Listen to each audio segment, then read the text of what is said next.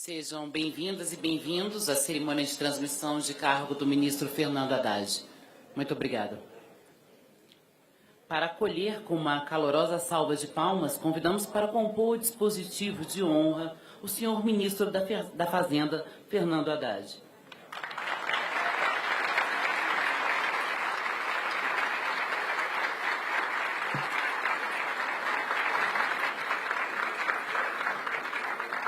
Neste momento, convidamos ao palco os novos dirigentes do Ministério da Fazenda.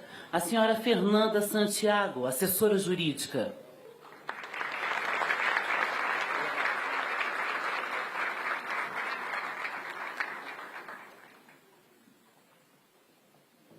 O senhor Marcos Barbosa, secretário de Reformas Econômicas.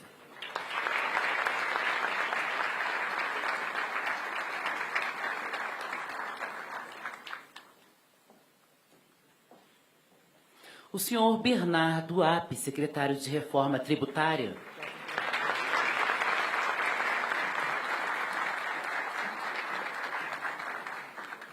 O senhor Guilherme Melo, secretário de Política Econômica.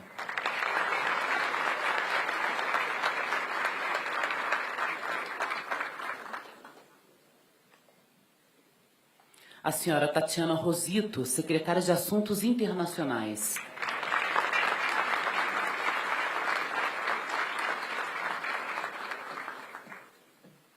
O senhor Rogério Seron, secretário do Tesouro Nacional.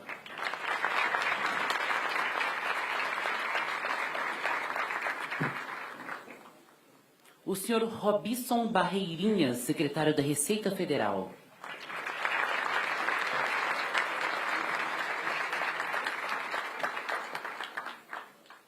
A senhora Anelise de Almeida, Procuradora-Geral da Fazenda Nacional.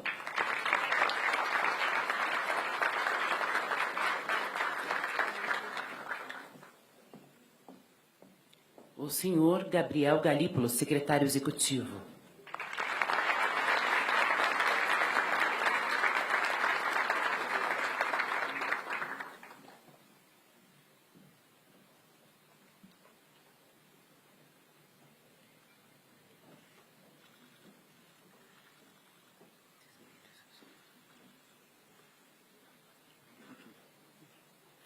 Neste momento, convidamos todas, todos e todes para, em posição de respeito, ouvir a execução do hino nacional brasileiro, cantado pela cantora Mirla Muliz, acompanhada de Alberto Salles ao violão e Ocelo Mendonça ao violoncelo.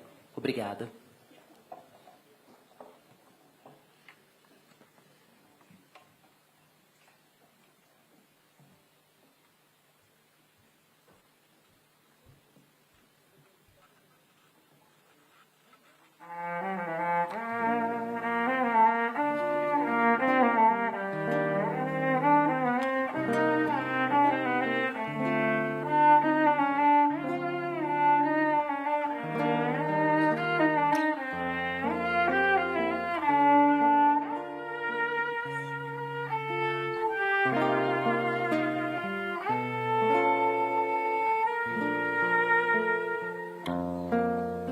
Ouviram do Ipiranga as margens plácidas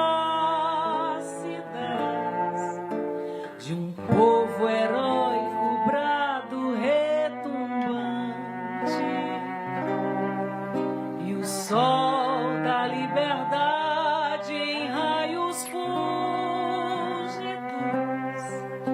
brilhou no céu da pátria nesse instante. Se o penhor dessa igualdade conseguimos conquistar com braço forte, em teu seio, ó liberdade, desafia o nosso peito a própria morte. Ó pátria amada, idolatrada, salve, salve. Brasil, um sonho intenso, um raio vivo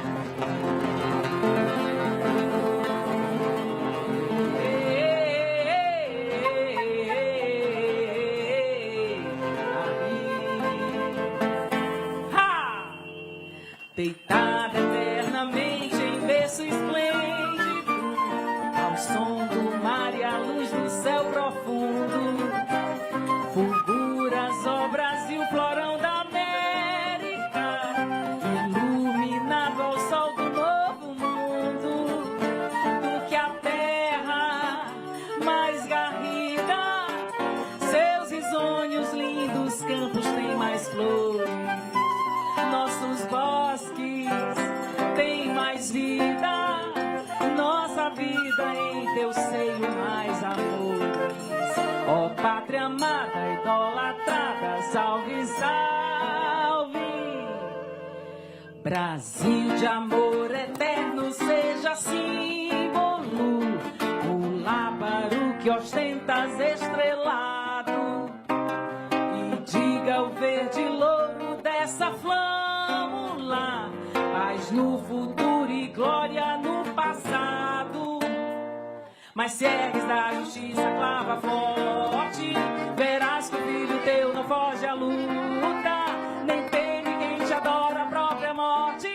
Terra adorada, entre outras mil, és tu no Brasil, a pátria amada, dos filhos deste solo és mãe, gentil, pátria amada.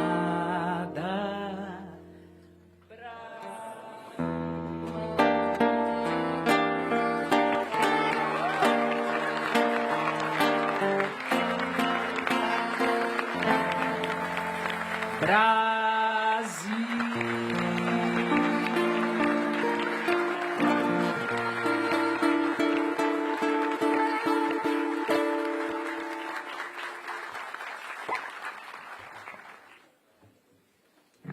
Muito obrigada.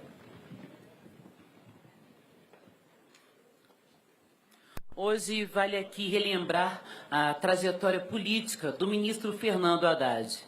Fernando Haddad é advogado, mestre em economia e doutor em filosofia pela Universidade de São Paulo. Foi analista de investimento e consultor econômico da Fundação Instituto de Pesquisas Econômicas da USP, a FIP.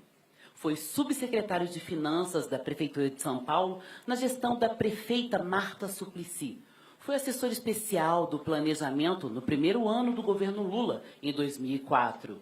Assumiu a Secretaria Executiva do Ministério da Educação, do qual passou a ser o ministro entre 2005 e 2012. Candidatou-se a prefeito de São Paulo e assumiu a Prefeitura de São Paulo de 2013 a 2016. Sua gestão à frente à Prefeitura de São Paulo foi uma das mais premiadas internacionalmente da história da cidade. Dentre os prêmios, destaca-se, em particular, a obtenção inédita do grau de investimento para a cidade pela agência de risco FIT, transformando a cidade mais endividada do país numa cidade credora, líquida. Foi agraciado com 6 títulos de doutor honoris causa, 5 de universidades públicas brasileiras e da Universidade Internacional de Córdoba, a mais antiga da Argentina.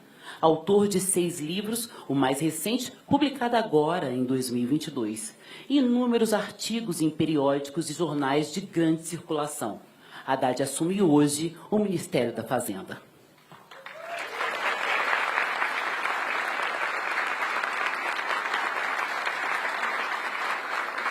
Convidamos o ministro da Fazenda, Fernando Haddad, para fazer uso da palavra. Muito obrigada.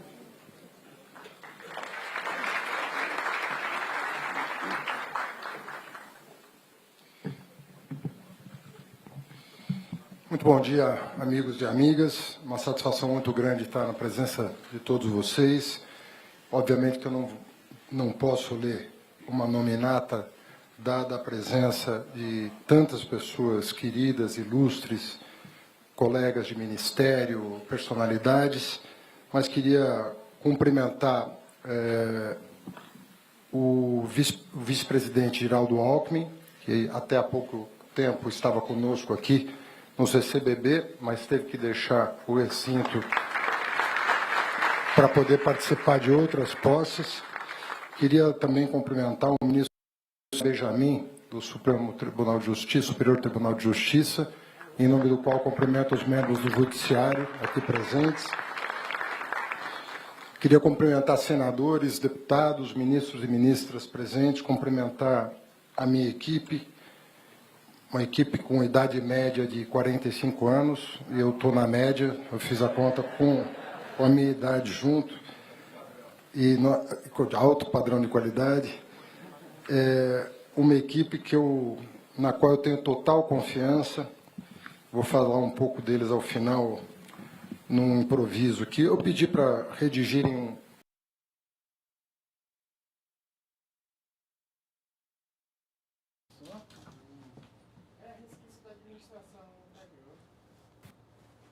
Olha, a gente teve aí um problema de transmissão.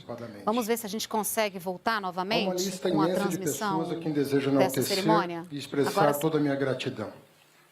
Portanto, faço isso simbolicamente, agradecendo primeiro a Deus e a minha família. Minha companheira de vida, aqui presente, Ana Estela Haddad, meus filhos...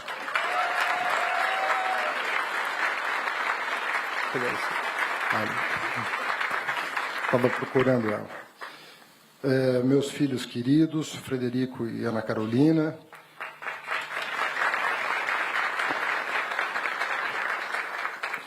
Deles emanam a minha força, minha coragem diante dos grandes desafios que vamos enfrentar. Agradeço muito ao presidente Lula e ao vice-presidente Geraldo Alckmin. Eu tive o privilégio de acompanhar passo a passo a aproximação desses dois constituintes que estavam em lados opostos durante o período democrático, mas que souberam se unir num período em que a democracia se encontrava em risco. E eu tenho certeza que essa união, não do ponto de vista da contabilidade eleitoral, mas do ponto de vista simbólico, ela trouxe uma esperança para o país e a certeza de que nós tínhamos que virar essa página triste e medonha da nossa história, afastando qualquer risco, por menor que seja, a nossa liberdade. Obrigado a ambos pelo convite para integrar o governo de vocês. O dia de ontem certamente merecerá destaque especial em nossa história. Eu estou muito feliz hoje. Eu acompanhei o que foi esse périplo épico do presidente Lula de 2016 para cá. O que foram as eleições de 2016, a devastação diante daquele quadro, depois a injusta condenação reconhecida pela Justiça e pelas Nações Unidas, e, finalmente, essa epopeia que nos trouxe de volta à posse do Planalto, sob a liderança daquele que eu considero, e não estou sozinho nisso, o maior líder político da nossa história. 1º de janeiro de 2023, o dia em que a democracia brasileira se restabelece soberana em nosso país, o dia em que o povo brasileiro retoma oficialmente as rédeas do seu próprio destino.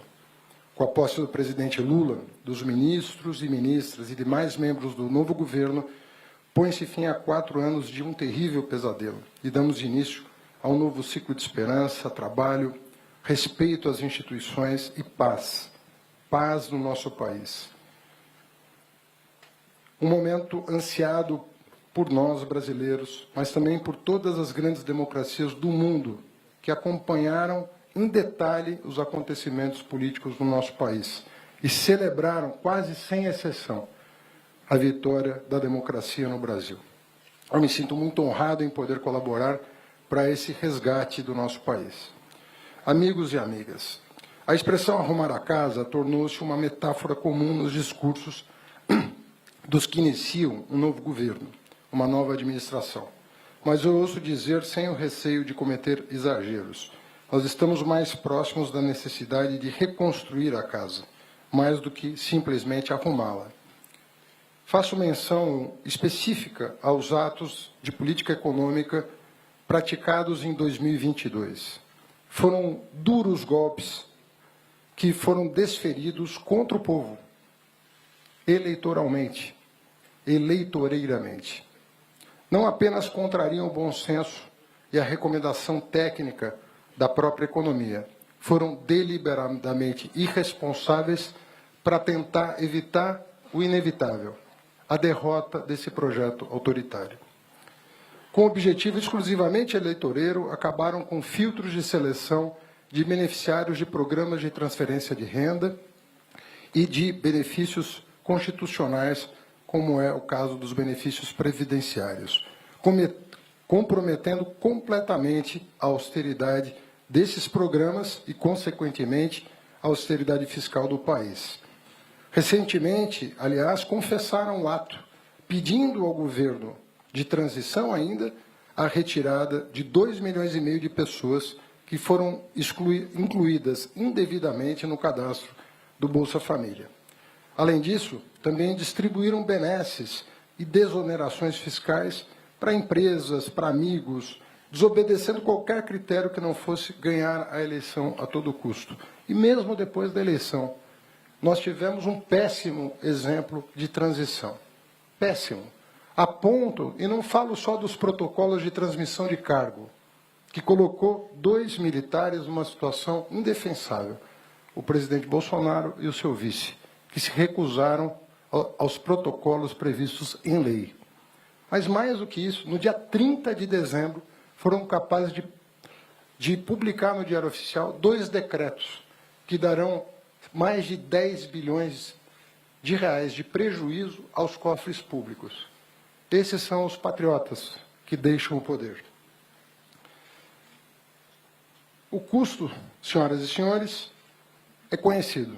3% do produto interno bruto do Brasil foram gastos em aumento irresponsável de dispêndios e em renúncia fiscal.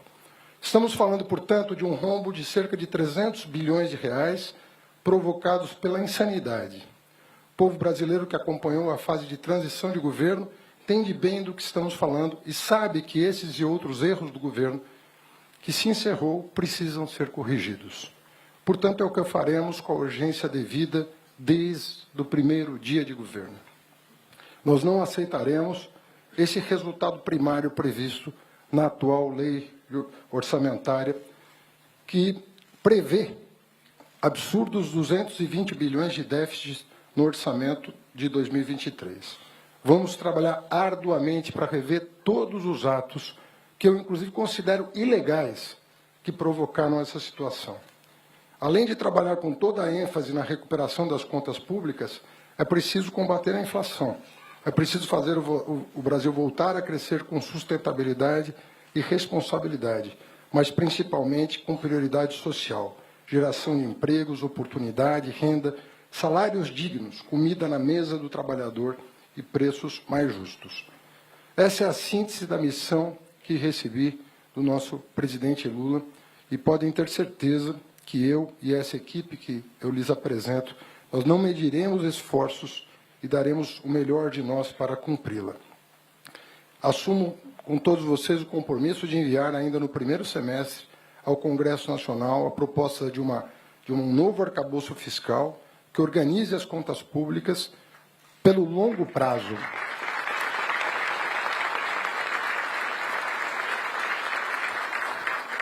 Que seja confiável e, principalmente, um arcabouço que seja respeitado e cumprido. Se você se propõe uma meta inalcançável, você não tem meta nenhuma. Se você se propõe uma meta que não seja ambiciosa, você não motiva o país. É nesse equilíbrio fino entre a ambição e a factibilidade que nós vamos exercer o nosso mandato em relação a todas as metas econômicas com as quais todos os que estão nessa sala estamos preocupados.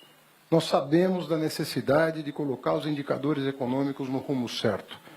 Não existe um economista mais preocupado que outro em relação à sustentabilidade e rigidez das nossas contas públicas. Um Estado forte não é um Estado grande, não é um Estado obeso, é um Estado que entrega com responsabilidade aquilo que está previsto na Constituição.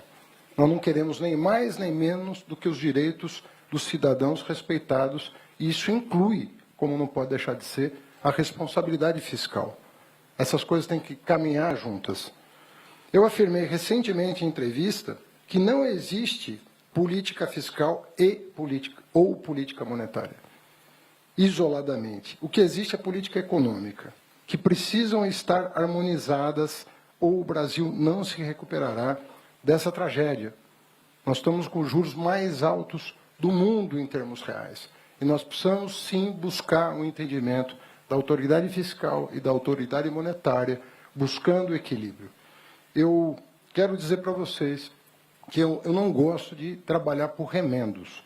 Nós vamos apresentar, nas primeiras semanas de governo, as medidas necessárias para restabelecer a confiança dos investidores e dos cidadãos no nosso país. Nós não vamos deixar isso para segundo ano, terceiro ano, quarto ano. Nós vamos resolver isso logo. Obviamente que há uma instância política, que é a Presidência da República, que define o ritmo e que define os rumos do país. Mas, enquanto equipe técnica, e vocês sabem o quanto isolada a equipe econômica fica na esplanada. Ela sempre, o patinho feio da esplanada. Nós aceitamos esse encargo, mas para fazer o bem para a população, para fazer o bem para o país. Eu não tenho nenhuma dúvida de que eu estou ladeado aqui das melhores cabeças para me ajudar nessa tarefa de apresentar ao presidente Lula um plano de sustentabilidade social, ambiental e econômica de longo prazo para a nossa nação.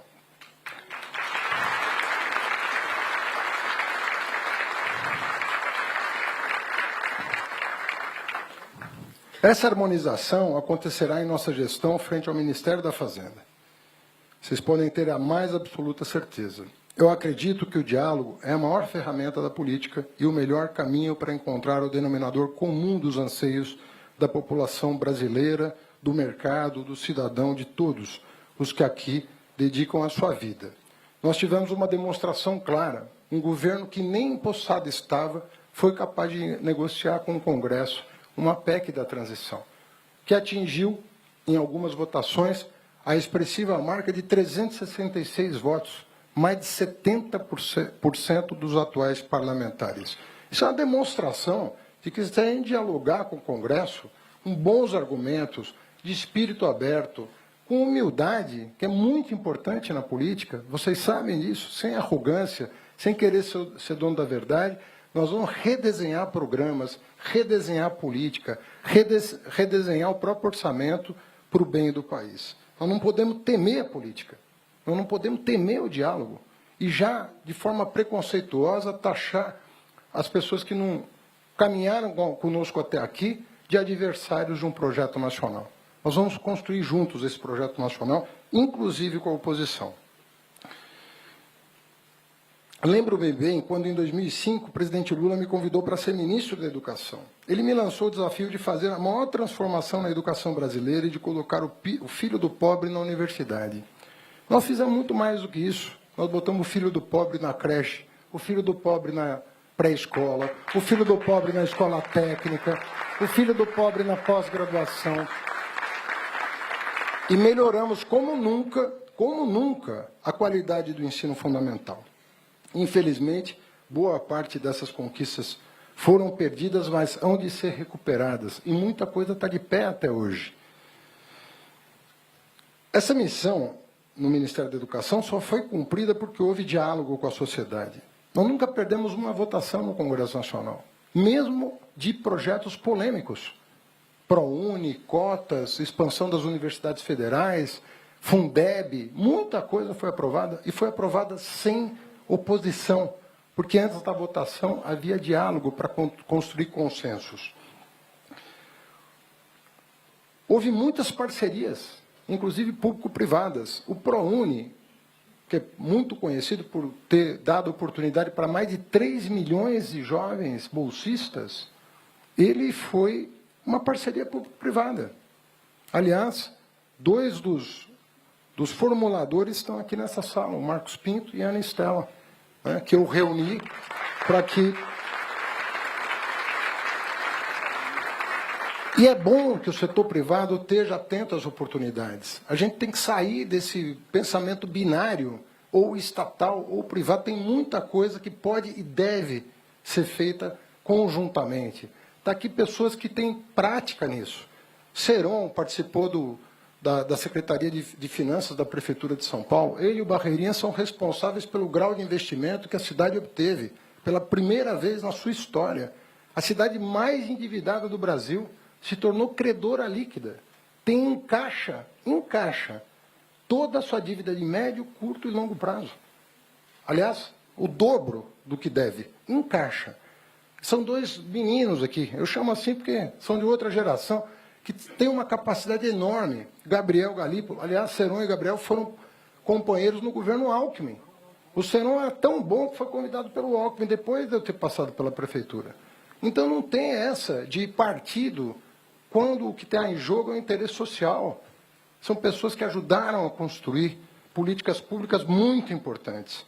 Para não falar de todos os que estão aqui, que eu convidei com muita honra e que vou citar oportunamente. A Pi, que foi meu colega, enquanto eu era secretário executivo do MEC, ele secretário executivo do Ministério da Fazenda, né? Essas moças ilustres que foram convidadas para a equipe, Fernanda, Annelise e Tatiana, pessoas experimentadas na máquina pública federal e que se dispuseram a compor a nossa equipe, gente que está, enfim, na fronteira do que de melhor pode se produzir em termos de políticas econômicas. E o Guilherme, já que eu citei todos, vou citar o Guilherme também, que, dentre outras qualidades, tem duas muito incomuns, sobretudo entre economistas, que é coragem e humildade. Enquanto eu estava sozinho na rua, em 2018, defendendo uma bandeira, quem estava me representando nos debates econômicos era o Guilherme. Pouca gente se disporia a fazer o que a história exigiu. Pouca gente se disporia, pouca gente se dispôs a fazer o que a história exigia. Parabéns, Guilherme, pela altivez. E aguenta firme o tranco aí. A turma está batendo duro. O Brasil vive hoje um momento difícil e precisa de muitos timoneiros, de gente que tenha senso de direção, que saiba onde está o farol em meio a correntezas e tempestades. Nós estamos preparados para isso. Nós somos quase todos economistas de formação ou advogados de formação, a maioria de profissão. Temos ampla experiência administrativa e confiança daquele que é considerado o melhor presidente da nossa história em todas as pesquisas de opinião. Todas.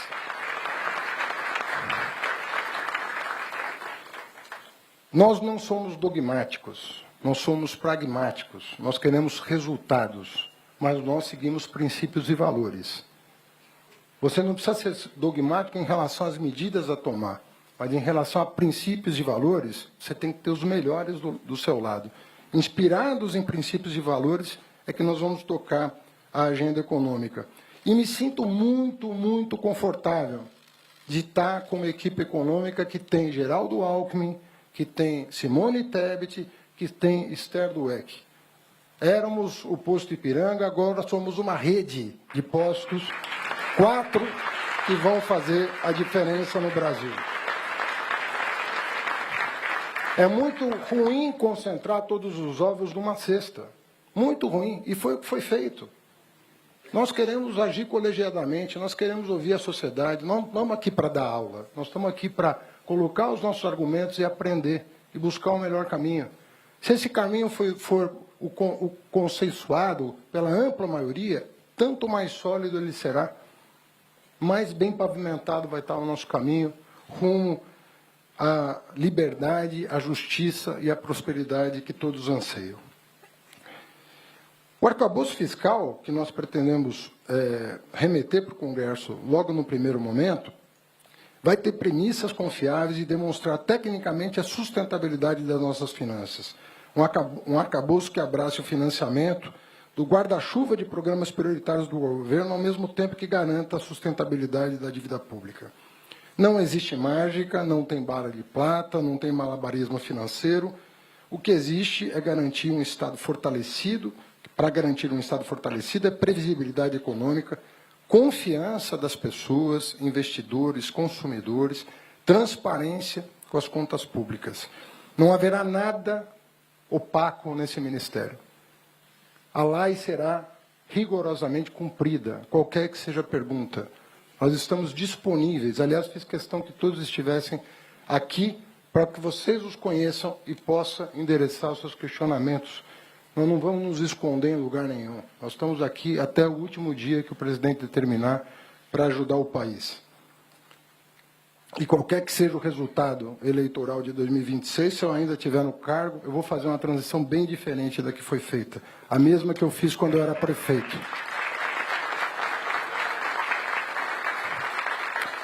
Não estamos aqui para aventuras, estamos aqui para assegurar que o país volte a crescer, para suprir as necessidades da população naquilo que são seus direitos constitucionais, em saúde, educação, no âmbito social e, ao mesmo tempo, para garantir equilíbrio e sustentabilidade fiscal. Nós vamos trabalhar dia e noite para que o Brasil restabeleça a sua relação comercial com o mundo e garanta investimentos para nosso país. Vamos voltar a democratizar o acesso ao crédito, como em 2003, quando o Brasil experimentou um período de grande expansão do crédito com responsabilidade. Não vai ter projeto de lei parado em mesa. Não existe isso. Se o projeto é bom, ele vai andar. Muita coisa boa está parada em algum lugar. E nós vamos montar uma força-tarefa para reunir esses projetos, que inclusive já foram propostos pelo Banco Central, por parlamentares, por partidos políticos, e nós vamos endereçar ao Congresso Nacional essa missão de aprová-los o quanto antes. Nós temos que modernizar a legislação do nosso país. As PPPs, que eu tive a honra de minutar o projeto de lei que foi ao Congresso, aliás, junto com Marcos Barbosa Pinto, que era um advogado privado à época que me assessorou, depois foi para a CVM, BNDES, e agora está voltando ao serviço público. É uma lei que ainda tem muitos impedimentos burocráticos, que nós temos que remover. É uma lei que pode garantir parcerias privadas muito efetivas, pode dinamizar o PPI. Nós podemos fazer do PPI um grande empreendimento, além das obras públicas que serão retomadas, porque há empreendimentos necessários que não têm sustentabilidade de curto ou médio prazo, e isso sim exige orçamento público puro. Mas a grande maioria dos empreendimentos não. Eles podem ser feitos de forma conjunta, e nós temos que buscar. Nós temos uma agenda da reindustrialização do país. Agora saem as primeiras notícias sobre a reindustrialização dos Estados Unidos com base na transição ecológica. O Brasil tem vantagens inestimáveis comparativas na área de transição ecológica. Nós temos que botar as empresas públicas e privadas, as nossas universidades, para pensar um sistema nacional de inovação e tirar proveito disso. Vamos reinstalar aqui as velhas fábricas poluentes, vamos instalar o novo, o moderno, o sustentável. Nós temos toda a condição de fazer isso. O que nós precisamos, portanto, é de uma política ganha-ganha para o povo e para os investidores. Sem investidores, nós não vamos ter empregos, nós vamos gerar riqueza, mas é preciso um equilíbrio entre os interesses dos mais variados setores da população. Buscaremos também um sistema tributário mais transparente, sobretudo mais justo e mais simples. Beca foi convidado, Beca, me permitam, o Bernardo Api, né? Para quem não sabe. O Bernardo Api foi convidado para ocupar uma secretaria que vai cuidar de um assunto prioritário. Mas quero dizer que eu não trabalho por compartimentos. Essa turma aqui vai almoçar comigo quando puder, todo dia, para a gente fazer aquele, como dizem os mineiros, toró de palpite, para a gente chegar a resolver os problemas que os ministérios todos setoriais vão nos endereçar. E nós temos que fazer um trabalho fino, inclusive não só interno ao Ministério da Fazenda. Vamos contar com os colaboradores da ministra Simone Tebet, que me honra com a sua presença, da Esther Dweck e do Geraldo Alckmin. Será um sistema tributário mais eficiente, evitando cumulatividade, retirando o peso tributário das famílias de baixa renda. Isso vai permitir ainda que o Brasil se aproxime dos padrões das grandes economias mundiais.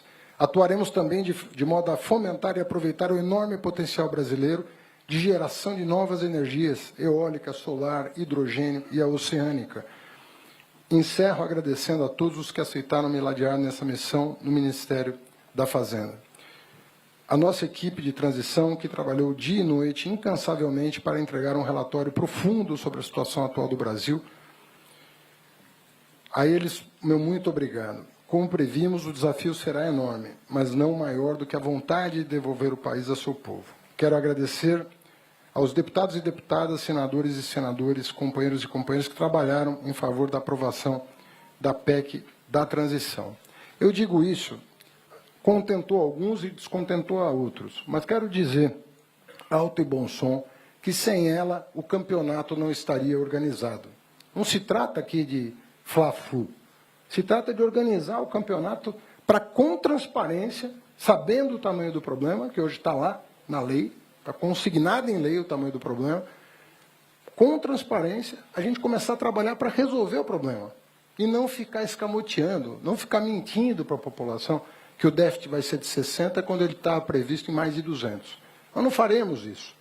Nós vamos contar com metas objetivas, demandantes, mais factíveis, para entregar para o país a confiança que ele necessita para voltar a crescer. Meus cumprimentos, portanto, ao presidente da Câmara dos Deputados, Arthur Lira, e ao presidente do Senado, Rodrigo Pacheco, pelo republicanismo e dedicação na aprovação da PEC, pelo fim do orçamento secreto, que é o ponto de partida para o nosso trabalho de resgate na transparência do país. Eu não critico pessoas, sobretudo quando eu estou em cargo público. Eu acho que as críticas devem ser feitas às ações equivocadas ou não, e elogiar, mesmo que a ação correta tenha partido de um adversário político. É assim que a gente constrói um país.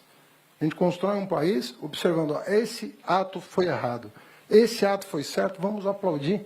Não importa quem é a pessoa, se ele está ajudando a construir o país, a gente tem que celebrar.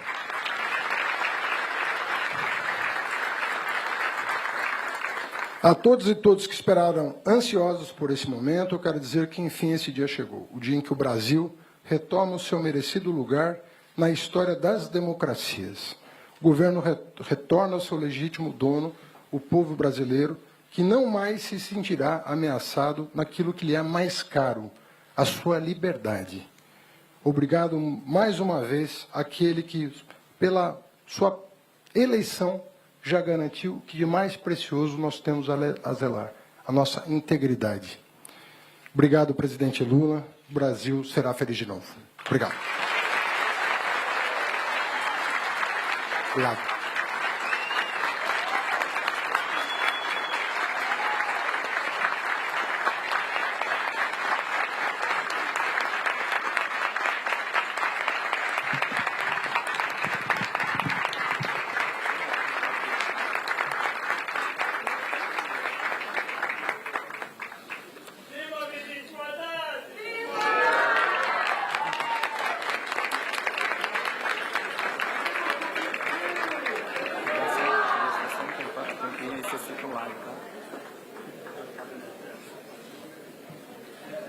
Muito obrigada.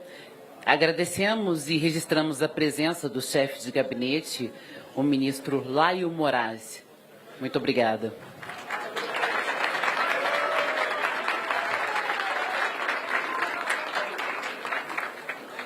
Assina neste momento o livro do termo de transmissão de posse, o ministro Fernando Haddad.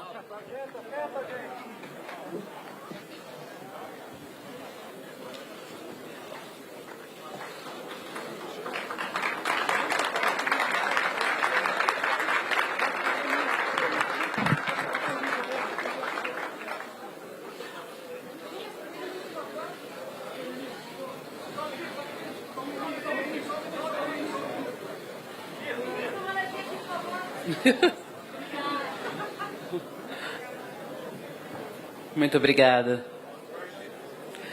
Agradecemos ao presidente do Banco do Brasil e ao vice-presidente Enio Matias, que gentilmente cedeu este espaço para a realização do evento. O Ministério da Fazenda, em nome do ministro do Estado, Fernando Haddad, agradece a presença de todas, todos e todes. Agradecemos o presidente do Banco do Brasil e ao vice-presidente Enio Matias, gentilmente, que cedeu esse espaço. O Ministério da Fazenda agradece novamente.